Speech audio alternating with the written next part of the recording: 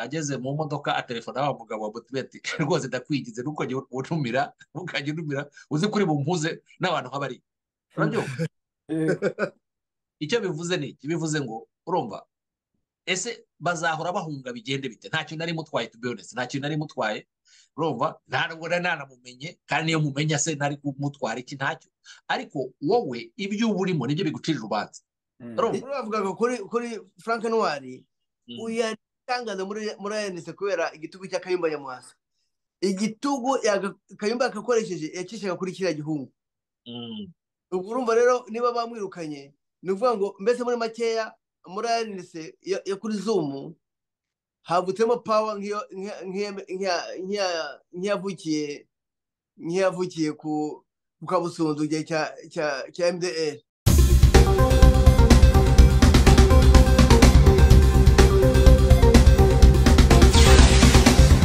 Ibihe byiza kuri mwese inshuti bakunzi mudukurikira muciye kuri radiyo ijwi rya diaspora One Nation Radio. Nitwa Simeon Muhumuza ndabasuhuje mwese aho muherereye. Twinjiye mu kiganiro cya none, ni ikiganiro turi buze kuza kuba turi kumwe n'abatumirwa batandukanye bagiye kudufasha gusesengura iyi ngingo tugarukaho. Gusa mbere y'uko mbaye ikaze, reka nkubwire wowe niba uri mushya kuri YouTube channel yacu kanda subscribe aho hasi ndetse no kuri iyo nzogera ya notifications kugira ngo nawe winjire mu muryango mugari w'abadukurikira hano ku ijwi rya diaspora One Nation Radio. Hanyuma kandi ubashe no kuba mu ba mbere bagerwaho n'ibiganiro ndetse n'amakuru tukugezaho buri munsi hano kuri One Nation Radio. Dutangira rero, reka ntangire mpikaze abatumirwa tugiye kubana muri iki kiganiro muri no kubona kuri screens zanyu. Turi kumwe na Bwana Egide Ruhashya, akaba ari umuyobozi w'igicaniro TV, ariko kandi akaba ari n'umwe mu banyarwanda b'umuryango w'abanyarwanda batuye mu gihugu cy'Ubwongereza. Turavugana ari nawe aherereye. Bwana Egide Ruhashya, tubaye ikaze mu kiganiro cya none. Ndagushimiye cyane Muhumuza, mbonereho gushimira abadukurikiye bose kandi babwire ko kudukurikira ari ibyo duha agaciro cyane. Urakoze cyane Muhumuza. Urakoze cyane. Turi kumwe kandi na Bwana Damien Nkaka, akaba nawe ari umunyarwanda w'umuryango w'abanyarwanda batuye mu gihugu cya Canada. Nawe turavugana ariho aherereye kuri ubu. Bwana Damien Nkaka, nawe tuguhaye ikaze mu kiganiro cya none. Urakoze cyane Muhumuza na Egide, muraho mwese. Muraho. Mukomere. Ngira ngo tudatindiye rero abadukurikiye ingingo uyu munsi tugarukaho nyirizina, nta masaha menshi ashize hari itangazo risohotse, ni itangazo ry'umutwe w'iterabwoba RNC, aho ryasohotse ariko noneho ryirukana, niba ariko umuntu yabivuga, cyangwa se rihagarika bamwe mu bayoboke baryo. Ni itangazo bamwe wenda mu badukurikiye bashobora no kuba batangiye kugenda babona. Ryahagaritse bamwe mu bayoboke baryo, harimo uwitwa Frank Ntwari. Uyu yari umuyoboke waryo ariko mu gihugu cyo muri Afrique du Sud. Ariko kandi usibye uyu hari na Dr Jennifer Rwamugira, nawe nuwo muri Afrique du Sud. Hari uwitwa Laurence Manza, uyu we yari umunyamuryango waryo ariko mu gihugu cy'Ubufaransa. Harimo kandi n'uwitwa Robert Mukombozi, uyu yari umunyamuryango waryo mu gihugu cya Australia, ndetse n'uwitwa Jean Pierre Mushimiye, uyu yari umunyamuryango waryo mu gihugu cy'Ubwongereza, ndetse n'uwitwa Faustin Rukundo, uyu nawe yari umunyamuryango waryo mu gihugu cy'Ubwongereza. Mere kuri Bwana Egide Ruhashya, ngira ngo nawe ibi bintu wabibonye, wabyakiriye ute wowe? Yewe uvuze ngo abantu birukanywe mu ishyaka cyangwa se mu bantu bashinzwe mu bikorwa by'iterabwoba, umutwe w'iterabwoba. Uyu mutwe w'iterabwoba n'ubusanzwe ntabwo bagushije ikizuru batari basanzwe banahagaze.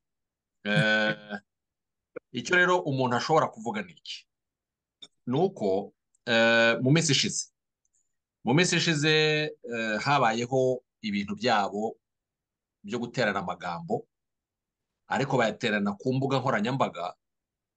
Noneho ibyo bintu abuvuga bose n'ubundi bari barimo, cyane cyane aba ba Rukundo n'abo ba Jean Pierre bari barimo rwose bamarana ku mbuga nkoranyambaga batukana bicika.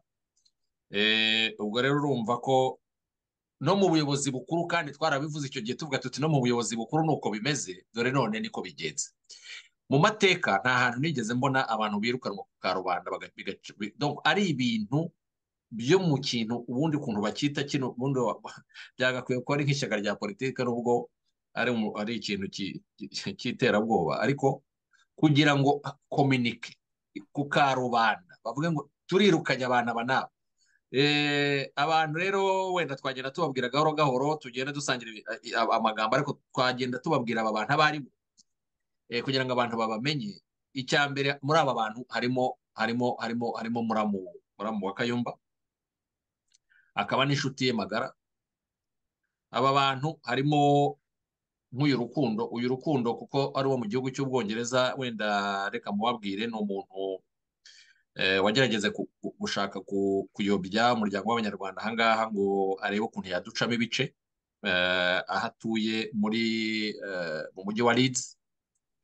Uyu muntu akaba igihe habagaho abantu bashatse gutera amagi nyakubahwa perezida wa repubulika, muribuka ko yanavuze n'ijambo ati, ariko biranasekeje cyane kubona umuntu afata amagi akayatera, kandi ayo magi mu busanzwe yari anayakeneye nawe kuyarya cyangwa n'abana be. Uyu ari muri abo ngabo bari bagerageje gukora icyo kintu. Uyu rero Rukundo akaba ari umuntu nyine usanga iteka ahanganye cyane n'Abanyarwanda bandi, usanga twibumbiye hamwe, usanga dukorera twese kugira ngo igihugu cyacu kimenyekane, igihugu cyacu tukivuge neza. We rero ni umuntu usanga iteka ashaka intambara. Ni n'umuntu rwose unagira gutya akaba yatumaho, hari abajya atumaho akabavana hirya y'ahatuye hariya Leeds, ahantu bita Doncaster, akabazana ngo baze gutera intambara mu bubari, ahantu Abanyarwanda bateraniye. Uyu rero ni umuntu abantu bazi. Reka wenda ndeke na mugenzi wanjye avuge abandi bantu, kuko twabonyemo na Dr. Jennifer. Uyu Jennifer arazwi mu bintu byabaye hari i Buganda. Reka ndeke nkaka nawe agira icyo avuga kuri aba bandi, tubaganireho, hanyuma noneho tuze kujya mu kiganiro nyirizina. Urakoze cyane. Hanyuma na nkaka wenda mbere y'uko nawe agira bamwe wenda tubwiraho, ariko bwana Damien nkaka, nawe wabibonye, wabyakira ute wowe? Yewe Ejidera bivuze neza ko ni nko guhenuka, ubundi ntabwo bari bagishinga. Ariko aba bantu niba mubibuka neza muri 2015, 2016, 17, 18, aba bantu byari ibicika, ariko kwa Serge bitogota, badasiga bashyira kumwe, batogota ariko baca ibintu. Ni nacyo gihe batangiye gutera za grenade mu gihugu, za Kimironko, hamwe bateye ahandi ingabo za Musanze, ku isoko kirya gihe n'abakaregeya bagica ibintu. So rero kuva kirya gihe kutinywa kumena amaraso y'Abanyarwanda byabaye umuvumo ubagendana. Ibi byose barimo buriya bivurugutamo n'interahamwe zuzuyemo, n'ubugizi bwa nabi, ni umuvumo bagendana. Nk'uyu nguyu wasenye iri tangazo ry'ibirukana Cyondo, Gervais Cyondo, uyu nguyu ni interahamwe mu Bugesera yamaze abantu. Njye n'uba ukuntu yamaze abantu mu Bugesera, na bya byenda byemerenire iwa yambaye, uwo ni wirukana. Uriya muhungu wa Semanza wirukanye wo mu Bufaransa, ise ni ruharwa. Urumva ariko ibyo bintu. Ariko uyu Semanza Laurent bitiranwa amazina yombi. Ise wahoze ari burugumesitiri wa Bicumbi. Yego. Yahoze ari burugumesitiri wa Bicumbi, rwose yanayiyoboye igihe kirekire. Igihe kinini cyane. Ikindi kandi biranatangaje kubona abatabizi, abatazi amateka, uyu Laurent Semanza ariko uwo Lopere donc uwari burugumesitiri wa Bicumbi. Buriya biratangaje kugira ngo burugumesitiri, burya burugumesitiri yego yari umuntu wari ukomeye ku rwego rwe kuko commune cyari ikintu kitari kinini, ariko biratangaje kubona Semanza yari burugumesitiri hakabaho ba prefe, ba sous-prefe, ba ministre n'abandi bantu babaga bakomeye muri guverinoma batajyaga bajya muri membre du comité central. Abantu batazi membre du comité central, membre du comité central babaga ari abantu bakuru mu ishyaka rya MRND, ariko rang yabo ni ukuvuga ngo ubuyobozi bwabo, ubutegetsi bwabo babaga bafite bwabaga buruta kure abaminisitiri. Iyo wabaga uri membre du comité central wabaga uruta na minisitiri, wabaga ufite umwanya uri hejuru cyane, minisitiri yabaga ari hasi yawo. Ibaze rero ko uyu Semanza Laurent yari burugumesitiri ariko iteka yabaga ari membre du comité central. Iriya komine ya Bicumbi yari komine ikize cyane mu bworozi n'ubuhinzi, ku buryo yaturaga amaturo manini cyane muri Merenide. Akaba n'inshuti ya Nzirorera Magara. Akaba cyane. Ubu rero nabazaga ntese uyu ni umuhungu we bitiranwa amazina yombi? Baravuga ko ari umuhungu we. Okay. Ubwo wenda twavuga no ku bandi none umuntu akaza kubagarukaho. Kuko hariho nanone uyu muntu uza uyu Dr. Jennifer Rwamugira. Urabyibuka ibintu byabaye i Bugande, niwe muntu wa mbere watangiye kubeshya ko ngo u Rwanda rwamutumye kujya kuroga abantu cyane. Ko uyu Jennifer Rwamugira, nyine abantu batabizi, hari abashobora kureba amazina ntibamenye ibyo ari byo, ariko ni umudamu. Muri aba bantu birukanywe na mudamu wenyine urimo. Uyu rero yagiye akreya ibintu bidashoboka cyane hariya i Buganda, avuga abeshya ibintu bidasanzwe. Ubwo rero nyine uwo nawe birangiye bahirikira muri RNC. Bari kujya hanze yagiye. Nawe abagiyemo.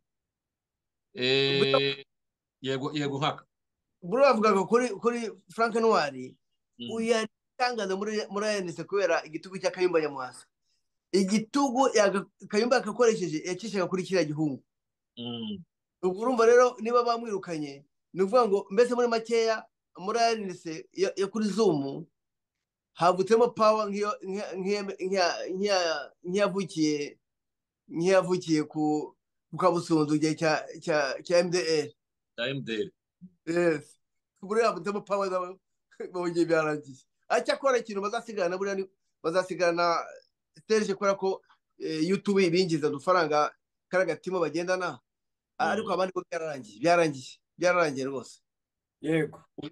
Hanyuma uyu Robert Mukombozi we abantu wenda batamuzi bamumenya wiki?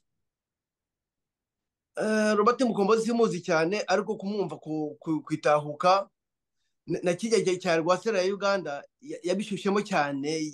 Bafataga abanyarwanda hariya babagambanira, babita ngo abatari abayoboke ba RNC, bakabagambanira.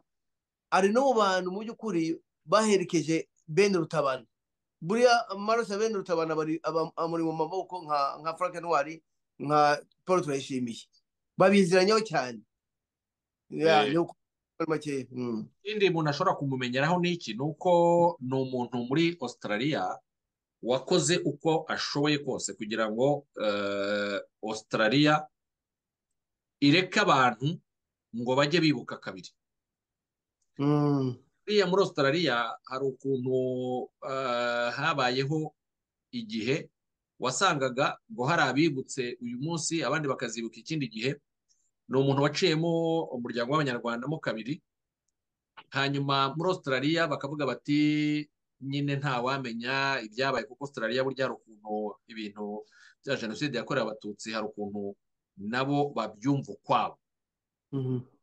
Noneho ugasanga uyu muntu yateranyije abandi bantu igihe n'umunsi wo kwibuka abanyarwanda twese twemera twashyize hamwe, umunsi uzwi we, noneho akajya ku rundi ruhande ugasanga bibutse ahandi hantu ariko nyine bahinduye imvugo, bahinduye ibyo babwira abantu.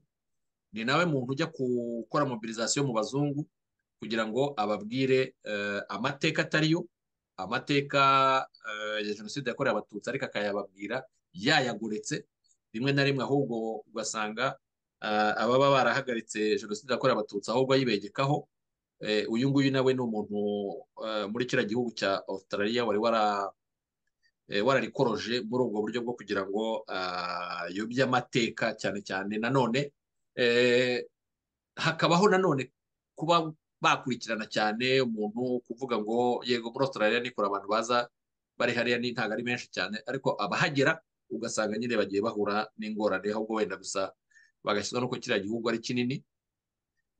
Uyu rero niwe mukombozi, ni umuntu wavuzwe cyane, abantu benshi nawe baramuzi. So biratangaje rero nawe kubona nawe bamwikuyeho.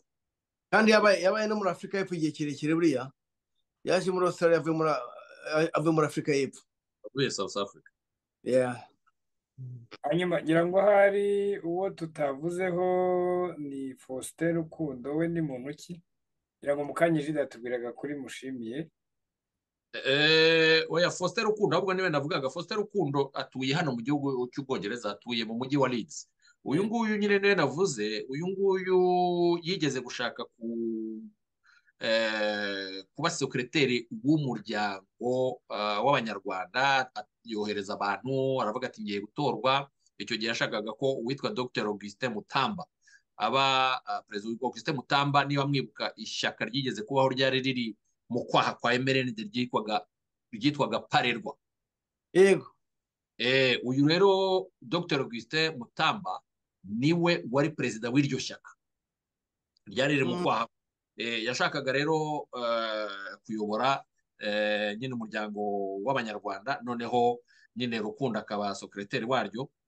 Hanyuma rero hari n'abandi rero bari babashyigikiye cyane, ariko igihe cyo gutora kigeze, abantu baraza baravuga bati ariko mwuka byaramwe, ntabwo uyu muntu ari wa muntu wari mu bantu muri ka gaco kazanye amagi, gashaka gutera umukuru w'igihugu amagi.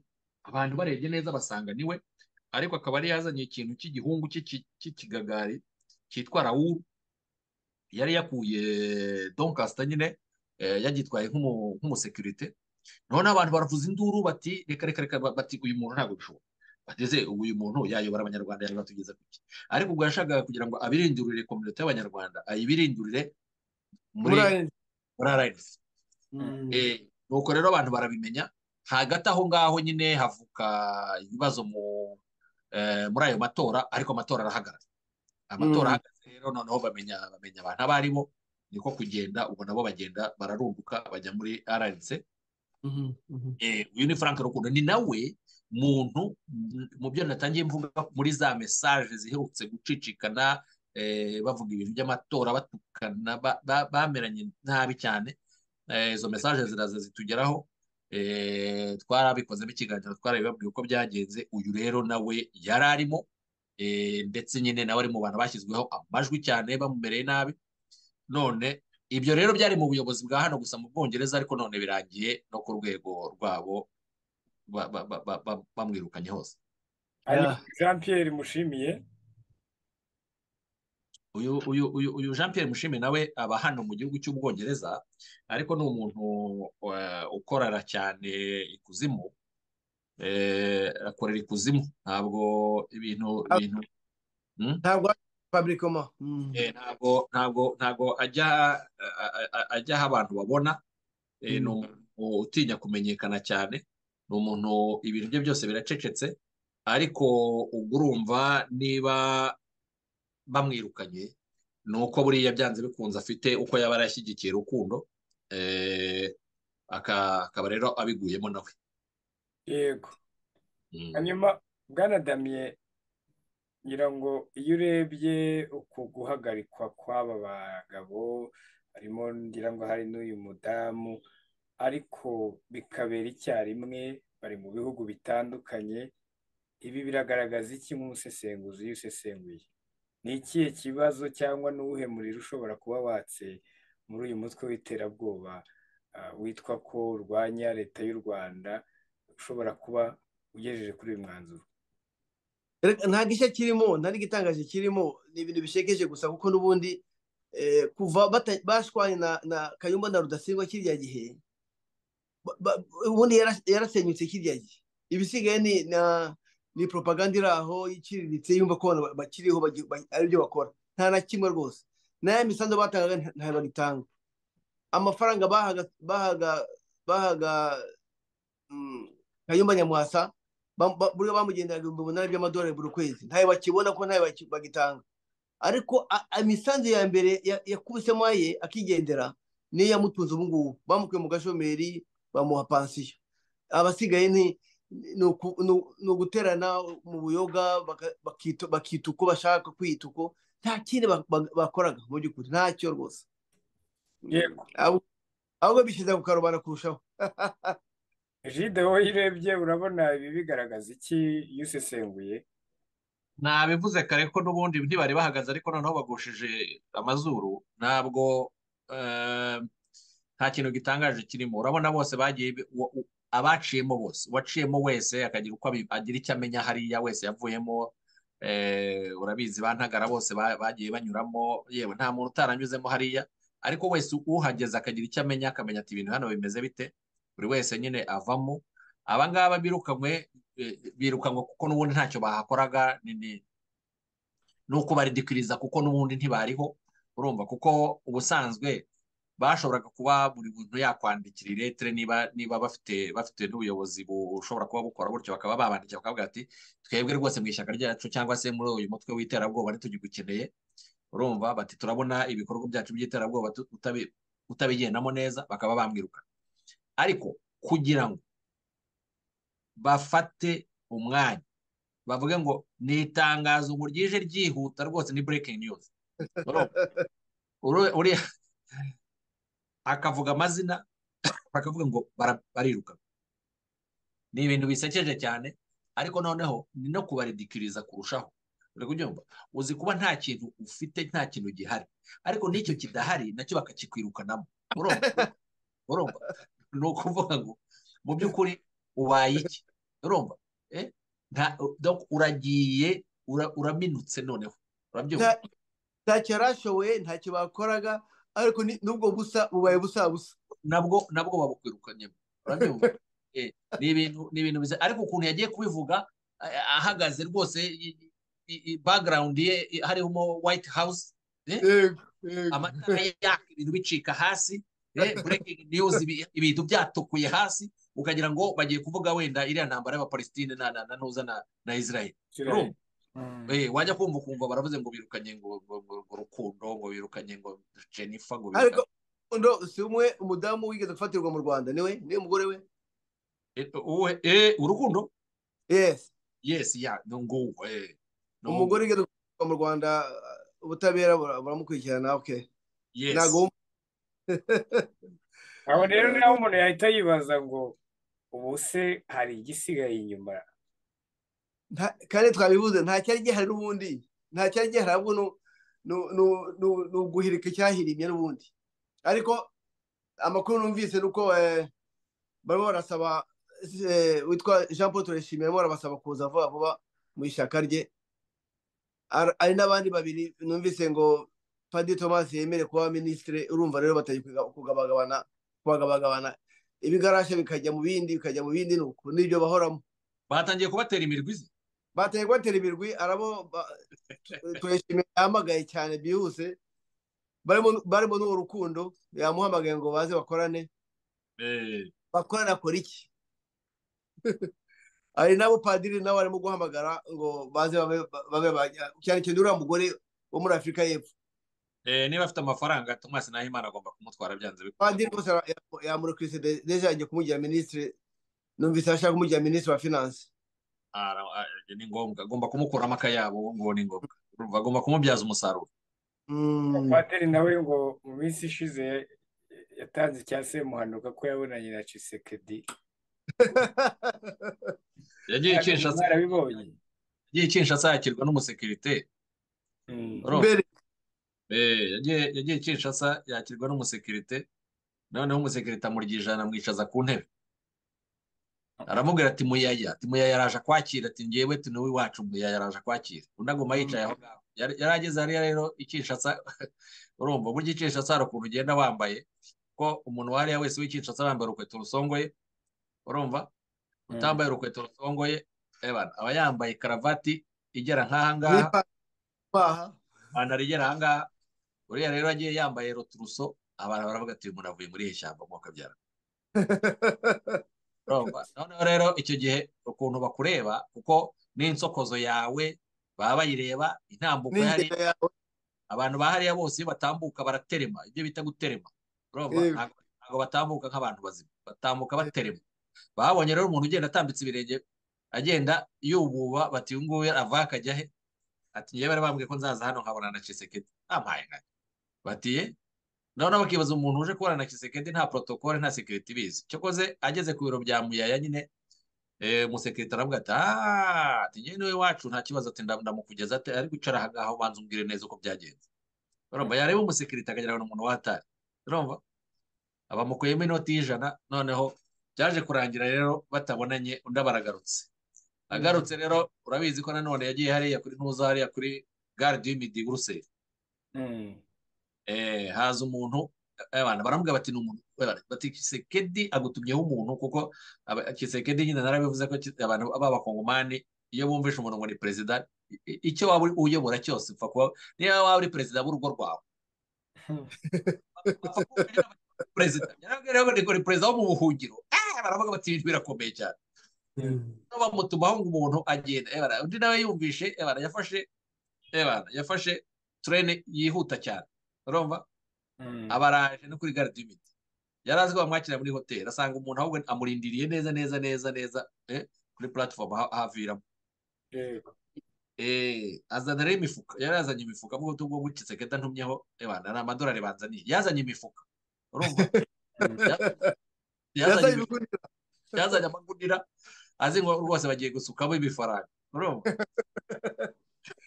Mu bibazo bamubaje rero barabaza bati se tuzakora dute, urifuza ko dukora gute? Ati mfite ingabo, ati mfite ingabo muri Namibia, mfite ingabo muri Zambia, mfite ingabo muri Botswana, ati aho hose zamara hose habaye ingabo zanjye. Abantu bakumva ibintu birakomeye cyane, barabyumva. ngo niwe userukira ngo abahutu bari hanze bose, ngo niwe baserukira, niwe batumye. Noneho rero ariko akaba yagize igihe cyo kumwiga neza no kumumenya, urumva. Noneho aje koko atangiye kwipresenta avuga ati iki cya mbere ni amafaranga. Ati se ubundi amafaranga, yego nta wakwanga gutanga amafaranga, ibintu byose kugira ngo bikorwe bisaba amafaranga, nibyo ibyo uvuga. Ati budget nangahe? Ati $1,000,000. Amaye umugabo yaguye agarara $1,000,000, urumva, miliyoni y'amadolari. Niyo ushaka undi ati iyo ngiyo niyo nshaka, bikaba birarangiye cyane. Ati u Rwanda turarufata mu gitondo, urumva. Umugabo yarumva, urumva. Noneho agomba kuba yaravuga ati ndaje gato, yagenda nk'ugiye kureba umuntu aho ngaho gato muri gare, haba harimo abantu benshi, yagiye nk'ugiye kureba umuntu, ntabwo yagarutse. Ntabwo yagarutse, yaravuze ati ateye ubwoba. Abantu bagira ibirori rwose. Padiri ni ikinamico aransetsa cyane, ariko uriya mugabo birakora byo kurangaza abantu bari hanze aho ngaho, njye numva ari byiza, kuko atabarangaje ni nk'uko warangaza, atabarangaje wabona ari ikintu bageraho bakarushaho kuvuza induru, ariko arabatekerereza bakumva ko ari umuntu uri aho ubatekerereza ubakora ibikorwa. Niyo mpamvu nawe adasinzira, ahora ashora ibintu kuri Twitter, kuri Facebook, yandika buri munsi, ashobora gusohora za article cyangwa se ikira na za audio ze zo kuri cya kiganiro cye, yandika nka 500 buri munsi kuri Facebook. Kuva isa tuvuganiye amaze kwandika article zigeze kuri 25 kuva mu gitondo. Ariko ni ibintu bisekeje cyane kubona hariho umuntu wabatekereza ko Thomas Nahimana yagutekerereza. Ni ibitangaza neza, ndakubwiza ukuri, kuko c'est dommage ko buriya abantu bamuha barareba akavuga ati ariko koko umuntu wize seminari akiga grand seminari, wenda bakavuga bati padiri yize teoloji, yize na filozofi, hari igihe abapadiri rwose baba baranize psikoloji, noneho iyo kombinezo y'izo nyigisho rwose bibaza ko umuntu afite, bakavuga bati koko uriya muntu yaba atekereza ibintu bizima.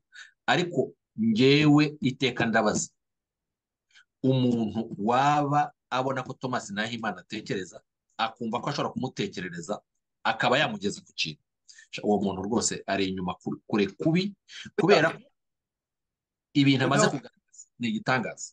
Oya, reka nkunganire gatoya. None se nk'umusirikare w'igihugu wize igisirikare akora mu ntoki za perezida wa repubulika Habyarimana, amuzama ku mapeti mu rwego rwa generali rw'amajoro, padiri mu cyuka akamuha generali. Mu myaka 72 afite witwa Kanyamibwa, ubu ni generali yahawe na padiri n'abandi, akayemera kandi akanayivuga ati ndi generali. Urumva ubwo bwenge bwo bwagize uraba yagejejeho. Witwa Sagahutu wafungiye jenoside, urimo kumangamanga muri Mali, muri Niger, nawe yahawe generali, akumva afite ishema yuko yitwa generali. Ibi ngibi bishingiye ku rwango n'ivangura ry'amoko ry'abasabitsi. Agomba ko uriya mugabo ni mwene wabo, ni Mutabazi. Nuzi ko bavuze ko ni leta y'abatabazi, bibona muri iyo shusho y'abatabazi bamwe bakoze jenoside, nuko bibona muri iyo shusho. Rero nta kiba gitangaje kirimo. Aho uvuze ibyo bintu byo muri Niger, abatabizi bibuke ko muri Niger nyine abantu barangije ibihano byabo, ariko bari barakatiwe n'inkiko kubera uruhare rwabo muri jenoside yakorewe abatutsi mu 1994, bakaba barakwamye kubera ko ibi nta gihugu cyifuza kubakira, bakwamiye muri Niger. Ubu igihugu cy'Ubwongereza nicyo cyajyaga cyohereza amafaranga atuma babaho, cyajyaga cyohereza amafaranga ku buryo hano rero babikoze mu buryo rumeze nka rwihishwa. None abaturage b'iki gihugu cy'Ubwongereza babimenye, ngira ngo mwabibonye ko biri ahantu hose, barimo baravuga bati ntabwo twari tuzi ko taxi zacu muzikuramo mukazitwara mu kuziha abantu bamaze abantu, mumaze kubaha miliyoni 16 z'amapawundi muziha abantu bisha abantu. None bavuze bati ntabwo ibyo bintu twifuza kubyumva, ntitwifuza kongera kubyumva ko amafaranga yacu yaba yagiye gufasha abantu bisha abantu babuze n'igihugu kibakira bari muri Niger.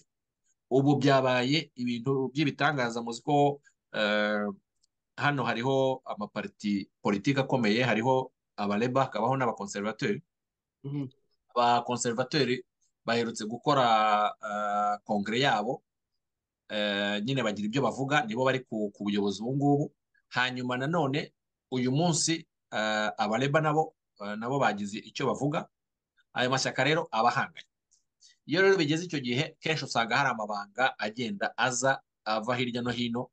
Ni muri urwo rwego rero usanga nyine n'ibyo byose byaragiye biza, bimaze iminsi nk'ibiri bivugwa, aho rwose batangiye no gushyira n'amafoto yabo hanze, na za Twitter zirimo zirabyerekana, bavuga bati Abongereza bararambiwe kugira ngo amafaranga yabo ajya ahora agenda ajya gufasha abantu bisha abantu, bati ntabwo bishoboka.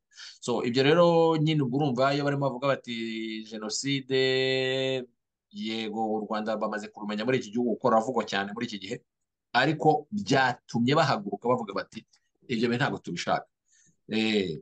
Ikindi nka Sagahutu, umugore we n'abana be bari muri Denmark. Denmark yanze kubakira kuko afite amaraso mu biganza, yahamye cya jenoside, banze kumwakira. Abandi bafite imiryango yo mu Bubiligi no mu Bufaransa. Ibyo bihugu ngo bishinzwe uburenganzira bw'ikiremwamuntu, ko aba bantu barekuwe kuko barangije ibihano byabo, kuki batabakira? Nuko bazi ko afite amaraso mu biganza, ntibashobora kubakira. Ahubwo babatunze mu iki, nicyo kibazo. Reka ndaza ko umuntu ashobora kuza kuzabisangiza abantu. Dore mbicishe hano mbibereke. barimo baravuga bati dore aya ni amafoto yabo bashyizeho ibendera ryabo kugira ngo babigaragaze. Ahangaha rero barimo baravuga ati abongereza barinubira ko imisoro yabo ihabwa za nterahamwe kabombo zaheze muri Niger. Urumva ibi rero ni ibyahinduwe mu kinyarwanda, ariko harimo n'ibyavuye hano biri mu cyongereza. Ibyo barimo kuvuga kapitene Sagahutu uri mu bajenosideri baheze muri Niger akomeje kubiba ingengabitekerezo ya jenoside kuri YouTube. Urumva ibi rero iyo babikora bazi ko abantu batabyumva ngo kubera ko biba biri mu kinyarwanda, ariko ikintu batazi ni iki, ni uko ibi bintu byose urumva hari abantu byanze bikunze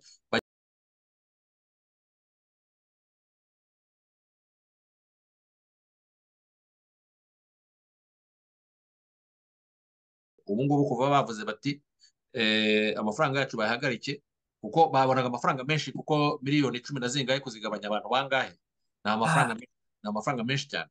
N'abakozi babagaburira batekera ibyo bariye saa sita mu mugoroba, ibintu babizi wowe.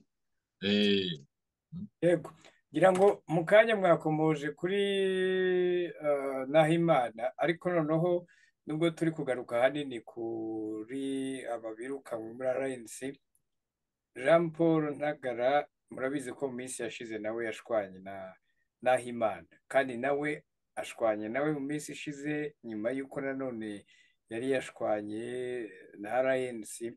Ibi bintu Bwana Damien Nkaka, ku gushwana kw'aba bantu bitwa ko bahuriye mu kintu gisa nk'aho kirwanya leta y'u Rwanda kikanasebya igihugu muri rusange, bikwiye gusiga cyangwa se kugaragaza somo ki ku banyarwanda muri rusange bashobora kuba bakurikira bene ibi bintu?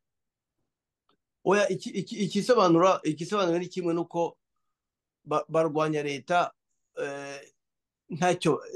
nta mpamvu bafite, ahubwo ni ku nyungu zabo zo kugira ngo babone ibibatunga, nicyo bivuga. Kuko gushwana kwabo, nka Ntagara we yashwanye na RNC bashingiye ku mafaranga yanze gutanga imisoro asarura hano muri Canada, yanze kuyabaha. RNC yamubwiye ati rekura ayo mafaranga azenga mu bikorwa runaka cy'igihe cya bene Rutabana. Ntagara yanga kuyatanga. N'ejo bundi ashwana na padiri, uriya muhungu ni umuhanga cyane, ntabwo ashaka kuba ahantu atayobora kashi.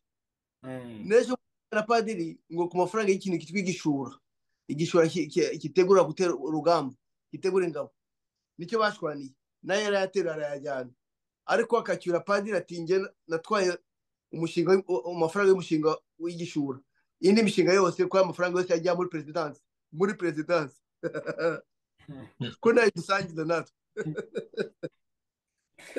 bakabyaramo. Yego, hanyuma Bwana Egide, wowe ibi biragaragaza iki cyangwa bikwiye gusiga somo ki ku banyarwanda bakurikira uku gushwana kwa hato na hato kw'aba bantu basebya leta y'u Rwanda?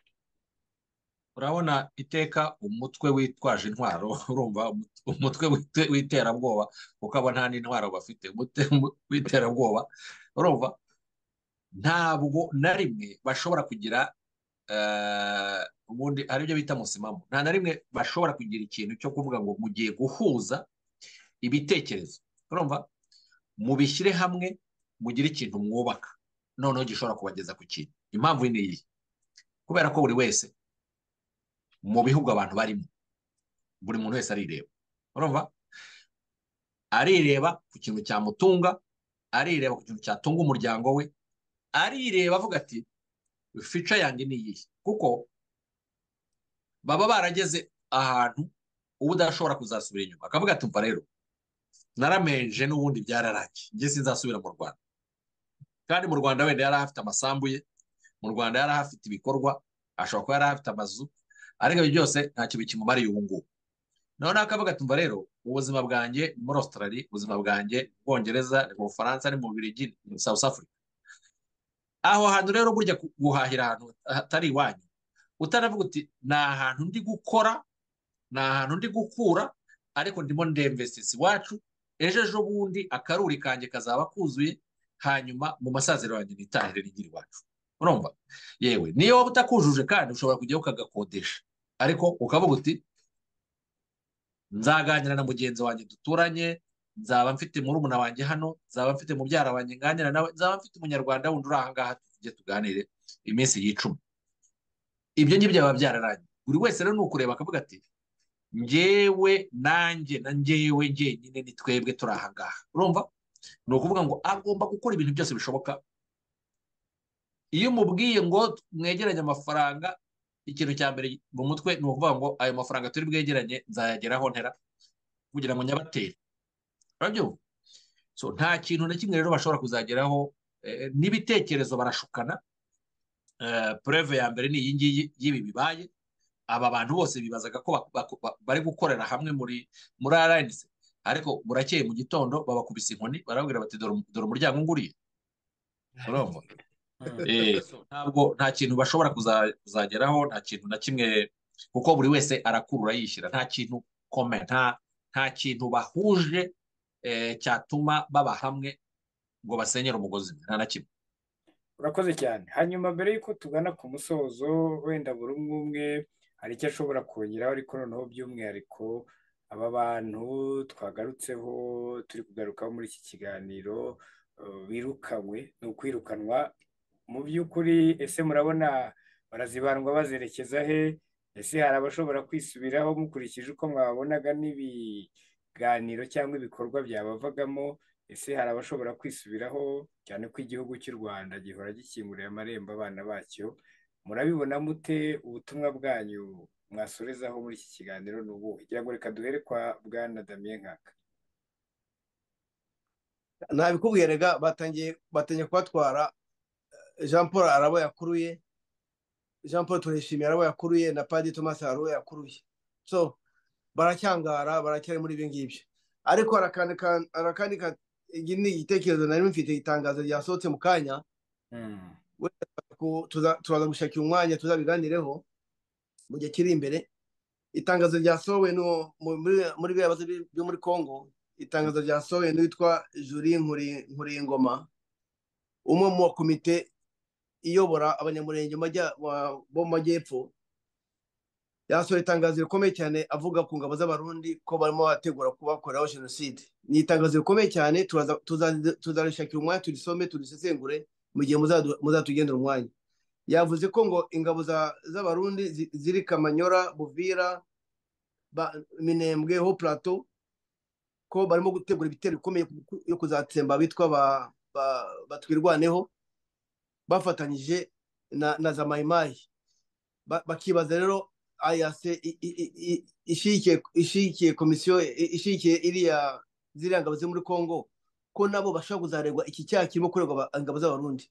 Tuzabisesengura mu gihe kiri imbere tubiganireho. Murakoze kandi. Murakoze cyane. Hanyuma Bwana Egide Ruhashya, nawe hari ubutumwa wasorezaho mbere ko tugana ku musozo?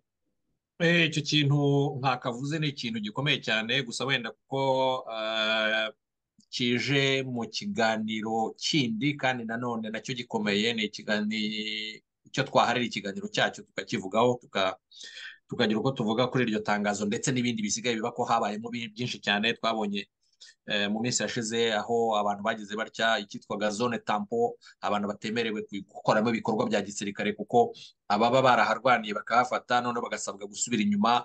Iyo basubiye inyuma hari uburyo bagena umutwe wa gisirikare uza guhagararamo hagati kugira ngo barebe nyine ko nta bikorwa bya gisirikare bihaba ku mpande zombi.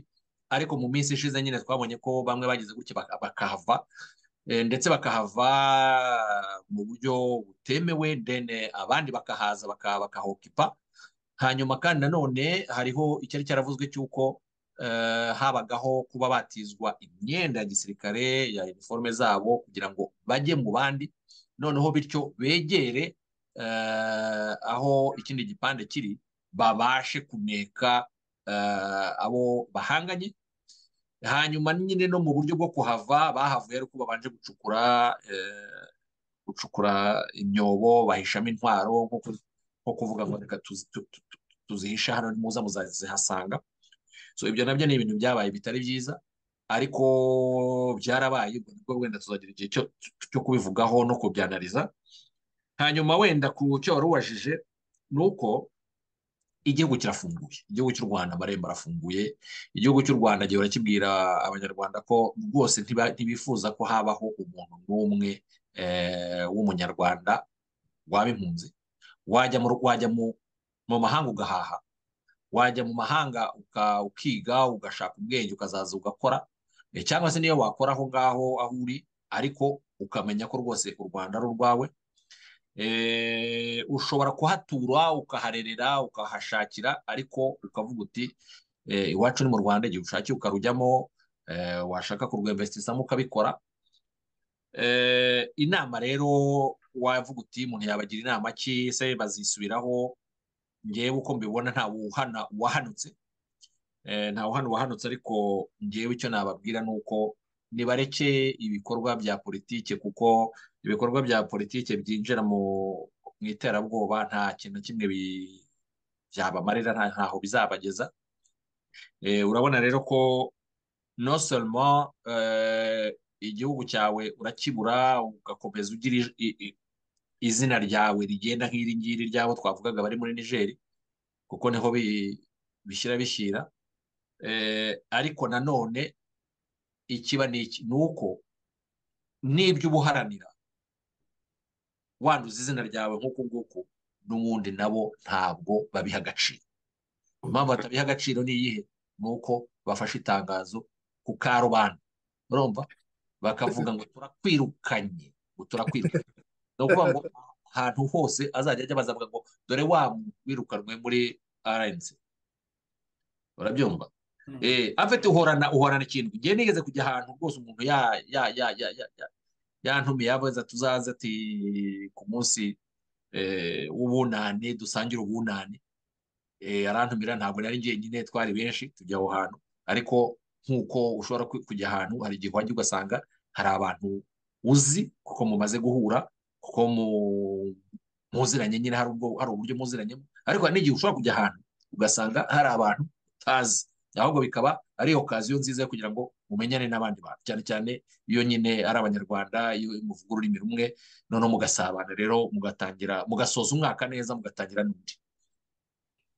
Noneho nyine uko nakicaye aho ngaho nganira n'abantu, cyane cyane utangira kuganira n'abuzi, noneho ukagenda ubaza utese uyu muntu ntabwo namumenye, cyangwa yaba kuri ruhande ukamwegera ukamutese ko utingiye nitwa kanaka ko we ntakumenye. Nabaye rero nkicara aho ngaho, noneho umuntu wari imbere yanjye rwose akajya nkubita ndeba, nkabona arandeba, akiraho amaso akongera agakuraho, yakiraho amaso akongera agakuraho, bigezeho sinzi umuntu yabajije umuntu abaza atari ko ati uyu muntu winjiye mu kanya nanjye ntabwo namumenye. Undi ati aramubwira nyine, amubwira uwundi we, urumva. Noneho akimara kumubwira, undi aramaze ati se ati ko nshaka kunywa itabi ndinywere hehe, urumva. Undi ati mu nzu nta wanywa itabi, ati urabona n'ukuntu tungana nta wanyweramo itabi, ati kereka wenda wajya hanze hano muri parikingi ukaba wanyweramo itabi. Yagiye uko yagacanye itabi yinjiye mu modoka ye, baragiye, urumva, abaragiye. Noneho ageze mu modoka atelefona wa mugabo wa Umutwe, rwose ndakwigize nuko untumira, ukajya untumira uzi kuri bumpuze n'abantu nk'abari, urabyumva? Icyo bivuze ni iki? Bivuze ngo urumva, ese bazahora bahunga bigende bite? Nta kintu nari mutwaye, to be honest, nta kintu nari mutwaye, urumva, ntabwo nanamumenye, kandi iyo mumenya se nari kumutwara iki? Ntacyo. Ariko wowe ibyo uba urimo nibyo bigucira urubanza, urumva. Ese narinde ahunze, ndi umupolisi ariko yumvishe ataba ahantu ndi kubera iki? Kubera ko ibyaba arimo yibaza ngo umuntu wese yamumenye, cyangwa ibyo byose rero ni ibintu bigaruka. Iyo ukora byiza ukora byiza, iyo ukora bibi ukora bibi. Yego. Ikekwe bagenda bahorana, ibyo bimbayeho kenshi cyane ngibyo. Reka rero nshuti bakunzi mwari mudukurikiye hano ku ijwi rya Diaspora One Nation Radio, mbabwire ko ari aha dusoreje ikiganiro cya none. Ni ikiganiro twabanyemo n'abasesenguzi batandukanye. Twari kumwe na Bwana Egide Ruhashya wadufashije gusesengura ingingo twagarutseho muri iki kiganiro, ingingo zitandukanye. Mwakoze cyane Bwana Egide Ruhashya kwitabira ubutumire bwacu. Ndagushimiye cyane Muhumuza. Nanone nshimira abakurikira Igicaniro TV, nshimire cyane umuvandimwe Nkaka waduteye ingabo mu bitugu. Hanyuma bari badukurikiye mwese mbashimire, kandi mbabwire ko tubakunda kandi twifuza ko muzajya muhora mukurikira iki kiganiro. Urakoze cyane, nshimire cyane kandi Bwana Damien Nkaka nawe twabonye muri iki kiganiro. Ni umunyarwanda w'umuryango w'abanyarwanda batuye mu gihugu cya Canada, naho twavuganaga aherereye. Wakoze cyane Bwana Damien Nkaka kongera kubana natwe muri iki kiganiro. Murakoze cyane, murakagira Imana. Reka rero dusoreze aha, nshuti bakunze ibiganiro byacu, hanyuma dusoze tubifuriza gukomeza kandi mukagira ibihe byiza.